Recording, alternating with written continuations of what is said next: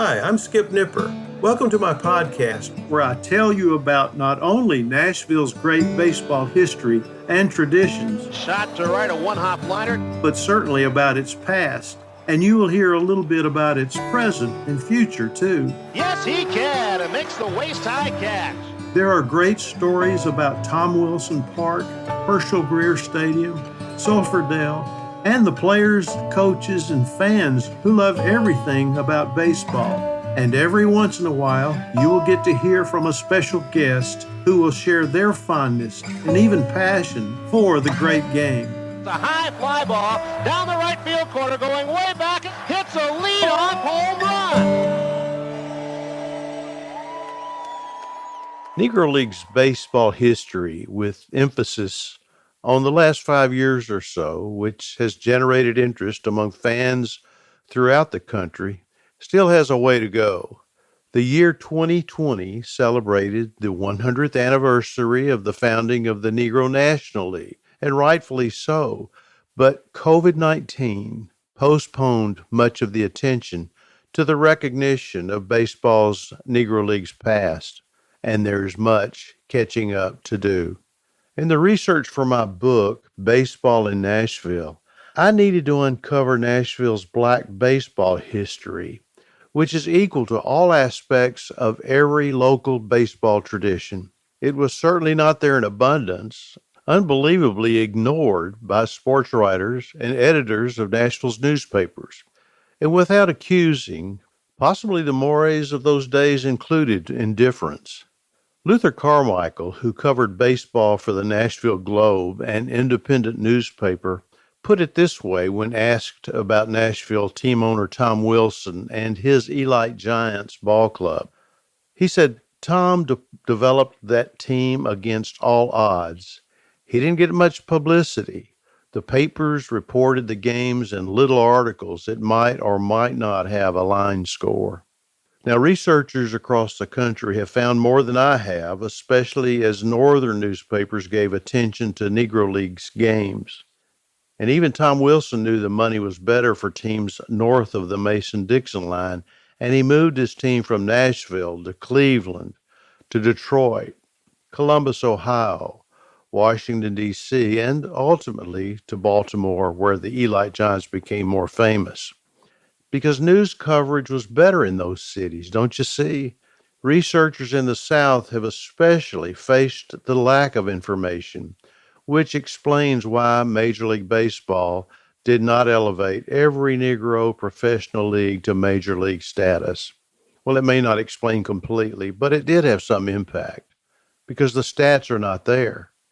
And to a large extent, we rely on those who were eyewitnesses and participants in black baseball games, and there are not many of them around these days. Gib Foster, an avid baseball fan who came to Nashville in 1922, told Nashville, Tennessean newspaperman Richard Schweitzer in 1987 what he remembered. Foster declared what we know now with increased attention to great black ball players. He said, the Elite Giants could have beat any white team they had in Sulphur Dell. Now, you know Nashville's ballpark was named Sulphur Dell, right? Foster explains in specific terms why no one could believe that. They just didn't have the chance to play against them, he said. Well, that explains much about the times, differences or not. Segregation was the whispered repression that did not appear in sports columns, box scores, or baseball game reports.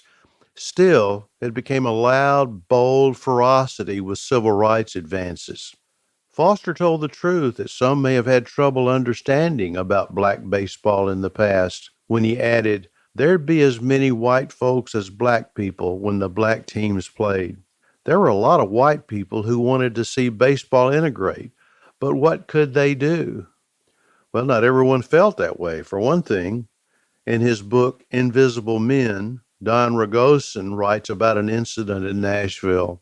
He writes, once when Judy Johnson, Ted Page, and Jimmy Crutchfield strolled into Nashville dressed to the nines, they were greeted by a Southern policeman who told them, don't you come uptown looking this away. And thinking back over the incident, Hall of Famer Johnson shuddered, he'd have cut the suits off our backs. Major league teams had opportunities to integrate. And although Brooklyn Dodgers general manager Branch Rickey gets much credit for signing Jackie Robinson, we must not forget that Robinson had to sign the contract that became the impetus for baseball's integration. Wilson's Elite Giants played in every Nashville sandlot and city park, wherever there was an empty ball field. And Sulphur Dell, home to the white Nashville Vols, was only available when the minor league team was out of town. Now, blacks could go to Vols games, but could only sit in the bleachers designated for the Negro fans. And when whites would watch Negro League games at Sulphur Dell, there was always special seating for them behind the plate.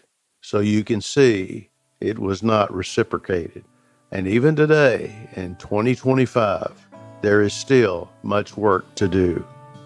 Thanks for listening to this episode of Skip Nipper's Baseball History Podcast. I'm always grateful. If you have something you'd like to make a comment about or a suggestion, you can write to me at 262downright@gmail.com. And you know I'm always grateful. Thanks for listening.